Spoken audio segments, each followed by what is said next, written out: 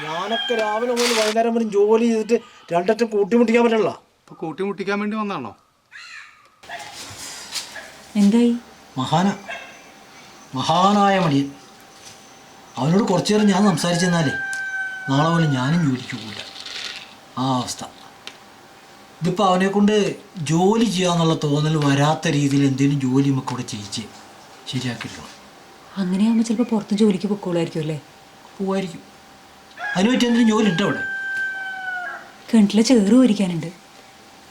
മഹാൻ ചോറ് പോരോ? അതിനൊരു വഴിയുണ്ട്. എൻ്റെ മോതിരം കിണറ്റിൽ പോയി എന്ന് പറയാം. നല്ലതാ. അതെടുക്കാൻ എന്തായാലും ചേറ് പോരണം. സുഖേട്ടാ, എൻ്റെ മോതിരം കിണറ്റിൽ പോയി. അതെങ്ങനെ പോയത്? ഞാൻ വെള്ളം കോരിക്കൊണ്ടിരുന്നു. നീ ഇതിന് വെള്ളം കോരാൻ നിൽക്കും. ഇവിടെ മോട്ടർ ഉണ്ടല്ലേ? കറണ്ട് പോയി. കറണ്ട് ഇപ്പൊ മോതിരം പോയില്ല. ഇപ്പൊ ഇതെങ്ങനെ എടുക്കണത്? ഞാൻ ചേറ് മുഴുവൻ കോരേണ്ടി വരും. അല്ലാണ്ട് ഇങ്ങനെ മോതിരം എടുക്കണത്? ചേറ് കോരണ കാര്യമാണോ? എത്ര രൂപയുടെ മുതല കിടക്കണമെന്ന് അറിയോ? ഒരു മോന്റെ മോതിരം പോയേ. ഇടി ഞാനിപ്പോ ഇതിന്റെ അകത്ത് എങ്ങനെയാ ഇറങ്ങണത്? ഇതിന് ഓക്സിജൻ ഉണ്ടായി ഇതിന്റെ അകത്ത്. അതിനൊരു തിരികത്ത് ചോദിക്കാ പോരെ?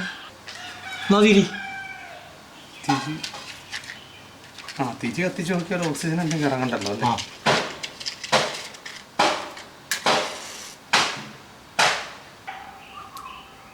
ഇവിടെ ഓക്സിജൻ ഇല്ലല്ലോ. അതൊക്കെ ഇവിടെ കാറ്റുള്ളോണ്ടാ.